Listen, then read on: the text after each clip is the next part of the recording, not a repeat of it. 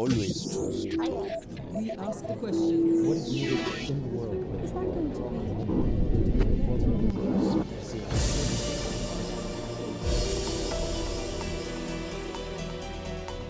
Američki stručnjak za Balkan i profesor Univerziteta John Hopkins Daniel Serwer. Za Al Jazeeru govori u Sarajevu tokom boravka u regionu. Smatra da je Srbija napola rešila svoj problem sa Kosovom i da će u narednom periodu za Beograd veći problem biti Bosna i Hercegovina. Kaže da građani BiH od Sarajeva i Banja Luke traže više zalaganja. Hrvatsku blokadu srpskih pregovora sa Evropskom unijom smatra sastavnim delom igre, kroz koju su, kaže, prošle i druge zemlje. Razgovor počinjemo pitanjima o situaciji u RS-u. Thank you for talking to Al Jazeera. The protests in Banja Luka have been completed without incident. How do you see the resolution of crisis in Srpska? Can it be with or without early elections?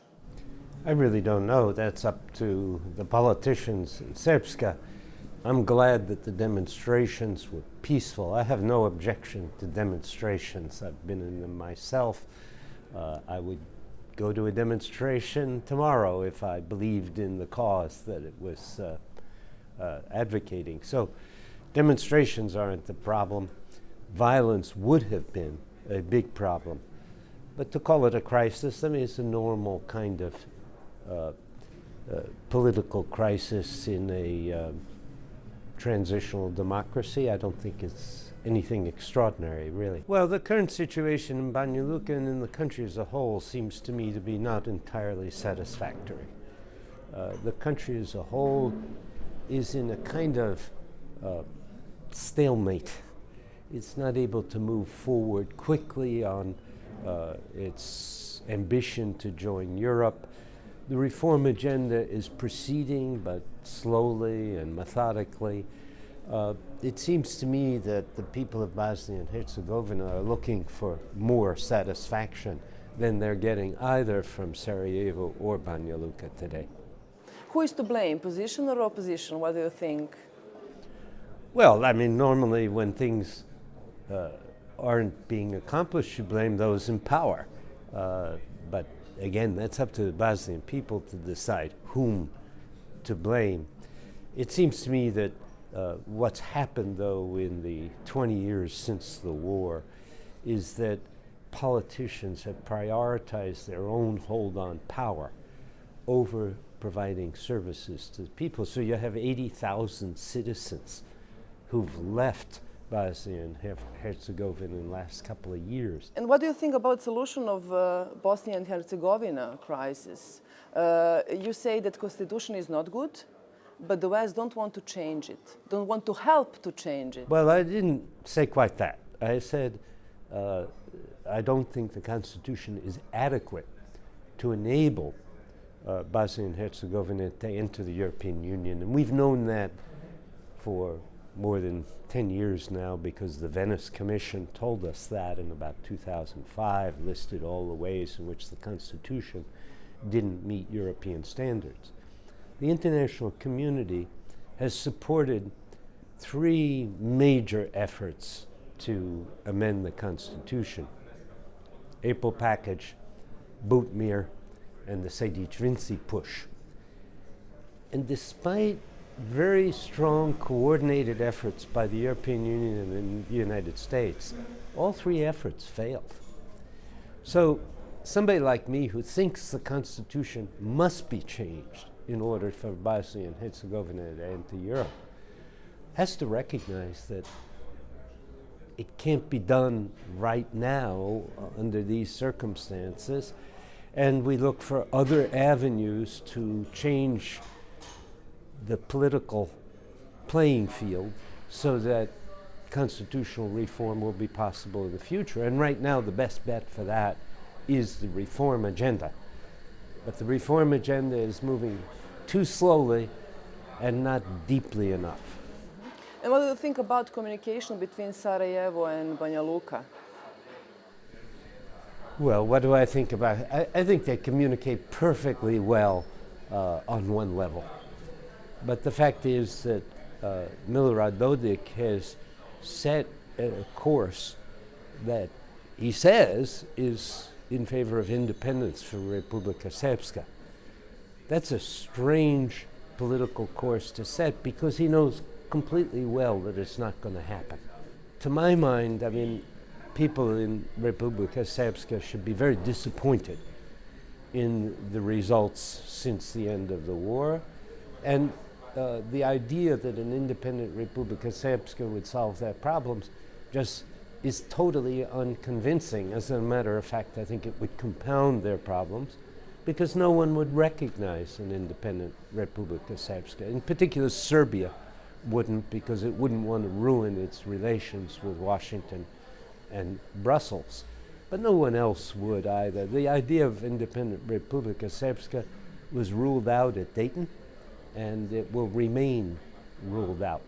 That doesn't mean that people in Republika Srpska won't have a great deal of self-governance, especially at the municipal level, but also at the Republika Srpska level.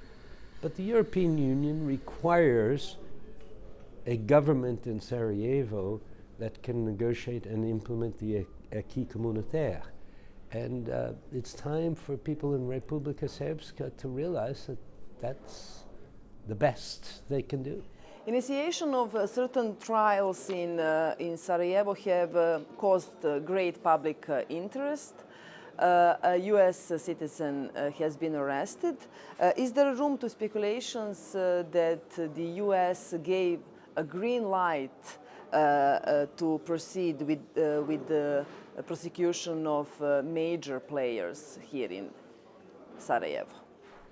Look, I don't think the US ever gave a red light, so I have my doubts that they give green lights either. I know from having been a diplomat in the US State Department for a long time that what the courts do is generally regarded as beyond the purview of the diplomats. Once a case is in front of a prosecutor, 99% of the time the diplomats will say, I can't touch anything that has to do with it. Because the courts should be independent and because the courts will know much more about that case than the diplomats can possibly imagine knowing. So the general attitude of American diplomats is hands-off cases that are in front of prosecutors and courts. I haven't seen personally cases in which the US government is going to try to protect somebody who has been corrupt or who's committed criminal acts. I mean, we're not in that business. That's not what the US government does. Mm-hmm. And how big is the influence of US here in Sarajevo? US influence in Sarajevo is very strong, but that doesn't mean that it's used to influence the court system or the prosecutors. I would hope that it wasn't, and I would hope that there had always been a green light for prosecution of American citizens who have violated the law in Bosnia. The head of CIA came to Sarajevo. It was a great surprise. Why did he come? Look, you have to ask him why he came, not me. Yes, but I'm asking you because I think the main preoccupation of the Americans at the moment in the Balkans is on the question of recruitment of radicals to fight in Syria and Iraq. And I'd be surprised if that wasn't the main topic of conversation. There may have been others as well, but there had been a time when both in Bosnia and in Kosovo, relative recruitment, that is relative to population, the numbers being recruited were relatively high. Now there's been a big crackdown on recruitment in the Balkans, and very successful so far as I know. There are many, many fewer recruits going to Iraq and Syria for the Islamic State. Mm-hmm. Is terrorism a real danger to the region, to the Bosnia region? Absolutely. I don't have any doubt about that. The conditions in the region are not ideal from an economic and social perspective. You have, in a number of countries of the region, the prevalence of some relatively radical preachers. You've had extensive recruitment. You'll have some people returning from Iraq and Syria. All the ingredients of an incident in the Balkans are present. I'm very glad that there hasn't been a major incident, and I'll hope that in the future there won't be. This is a classic law enforcement problem, but a very difficult one that even Western European countries are having a very hard time with. Why did you say that Bosnia and Herzegovina represents a bigger problem for Serbia than Kosovo? Because in Kosovo, Serbia has sat down with the authorities in Pristina and negotiated not only a lot of technical agreements that now need implementation, but also a political agreement which establishes that the Constitution of Kosovo is valid on its whole territory, and that Kosovo and Serbia will proceed to accession in the European Union separately, which means both as sovereign states. So I see some of the most difficult issues as at least half solved with Kosovo. Mm-hmm. And what type of engagement will the international community ask of Serbia in that case? Well, I think it's quite clear that Serbia is going to have to allow Kosovo into the UN General Assembly and establish diplomatic relations at a high level. There are already liaison officers, but Serb politicians are fond of saying that they will never recognize that unilateral declaration of independence. Will they? Well, the British never recognized the American Declaration of Independence because you don't recognize the Declaration of Independence, which is a political document. That's what the International Court of Justice decided when it said that Kosovo's declaration did not violate any international law. It essentially says it's a political statement. It doesn't violate any international law. It can't. It seems to me that the key question will be membership in the General Assembly. And that could be done tomorrow. It just takes Belgrade to say to Russia, don't veto, we're happy to have them in. I think they should do that. I think they're going to have to do that. There are 23 countries inside the European Union that have recognized Kosovo's sovereignty. That's about Kosovo, and what about Serbia and Bosnia and Herzegovina? What kind of engagement would they ask of Serbia? The relationship between Belgrade and Banjoj Luci is a complicated relationship. It's quite clear that Serbia's main concern now is with its own progress towards the European Union. And the Europeans and Americans will be saying to Belgrade, if you want to move quickly towards the European Union, you're going to have to help us out in Bosnia, and helping us out in Bosnia means helping us to develop the kind of structure in Bosnia that can negotiate and implement the acquis. And that means strengthening the Sarajevo government in some respects. It also means ensuring that there's devolution of power to the entities, to the cantons, to the municipalities. Relations between US and Serbia, are they improved after Aleksandar Vučić came to power? Well, I think they definitely are better than they were. I think there was some considerable disappointment in Washington in President Tadić's hesitancy about moving on Kosovo. After President Tadić left power, there was much more motion on Kosovo. But, you know, Prime Minister Vučić faces very serious problems. He faces serious problems with the courts, with the security services, with the media. And Americans who visit him like me, speak very bluntly about those things. And you'll see the Americans, I think, wanting Serbia to go further than it has, but they're pleased with what he's done on Kosovo. How do relations between Serbia and Russia can influence? Serbia suffers a severe case of Russophilia. There is a part of the population and a part of the government that is infatuated with Russia. Russia is a declining regional power that has gotten itself into big trouble in Syria and Ukraine. And if I were a citizen in the Balkans, I wouldn't want to be hooking my future to Russia. It's quite true, of course, that the European Union has been in a long recession. Yes, but and the US did the same thing in Iraq, in Afghanistan. We did. The difference is that we're not a declining regional power. We're a global power which has survived the experience of Iraq and Afghanistan, and which today represents a real force in the global economic scene. Russia made the mistake of allowing its currency to appreciate during the period of high oil prices. And the result is that it has virtually no industry other than oil and gas. Now that oil and gas prices are much lower and likely to remain fairly low for the foreseeable future, Russia's in big trouble.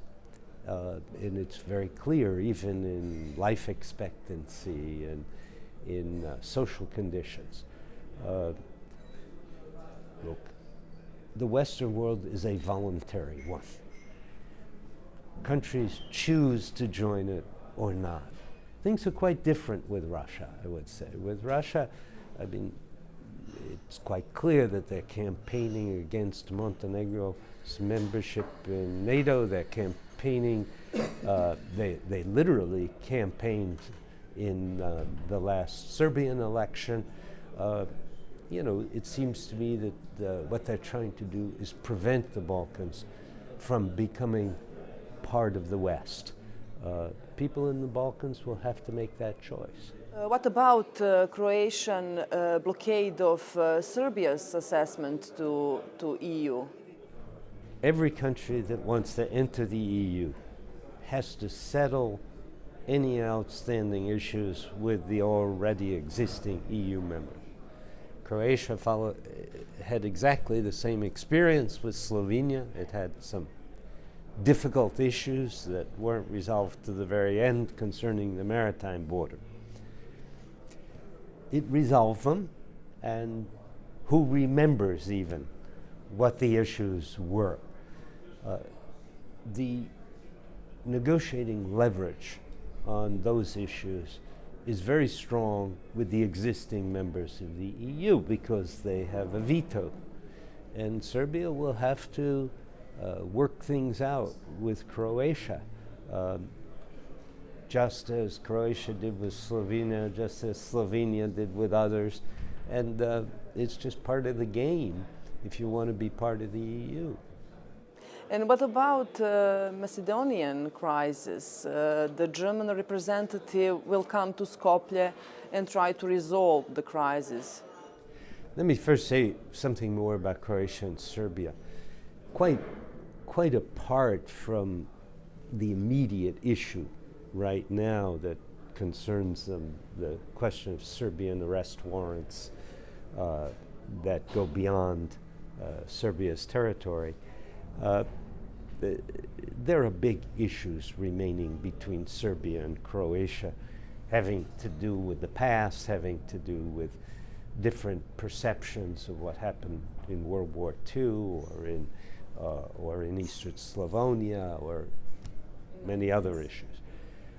Jasenovac, these things have to be resolved. And those are the big issues, to tell you the truth, not the particular one that's blocking Serbian talks with the EU right now. So far as Macedonia is concerned, you know, the Macedonians have a long history of coming very close to the brink of disaster and then stepping back. Gruevski was a magnificent economic reformer when he first came to power. Macedonia's economic performance in those first few years of Gruevski's hold on power was simply stunning. And people in Macedonia still benefit from the growth that occurred in those years. Vučić has clearly done a great deal on the Kosovo issue and a great deal in pointing his country towards the EU. How fast it will go in that direction is a question mark, but he certainly has pointed his country towards the EU.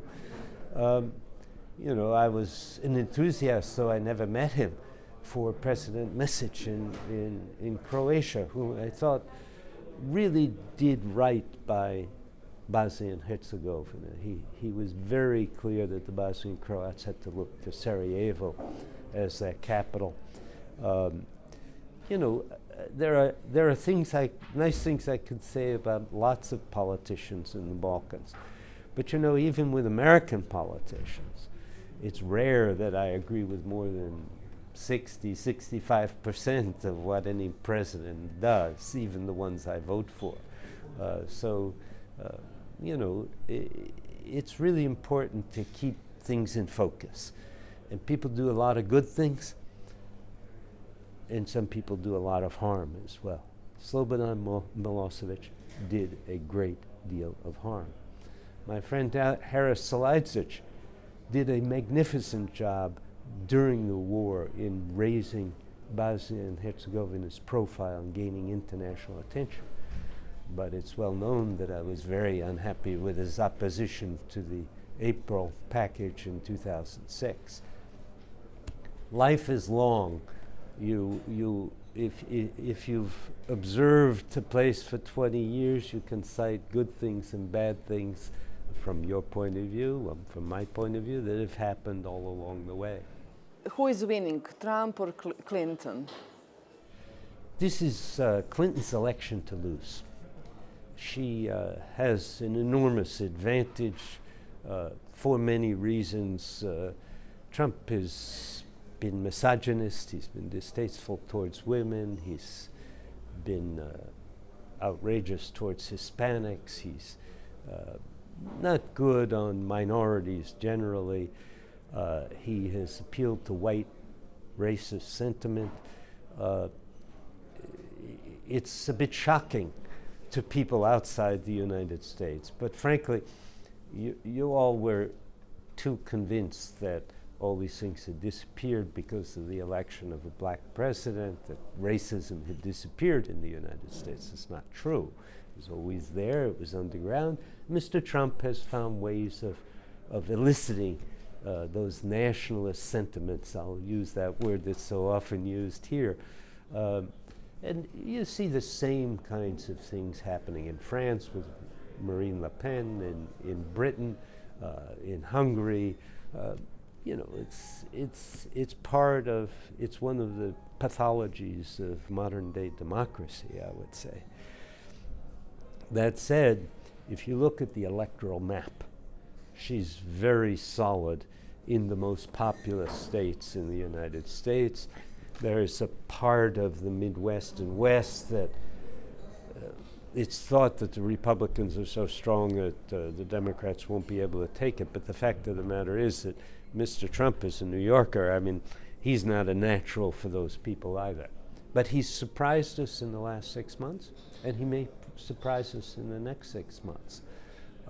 The difference is enormous, including for the Balkans, because Mr. Trump has threatened to withdraw from the NATO alliance. He's indicated a willingness to allow South Korea and Japan to get nuclear weapons. These are really crazy ideas that if he's elected, it won't even matter much whether he accomplishes these things. Just the fact that he's elected will unsettle the international system a great deal. Thank you very much for talking to Al Jazeera. You're welcome.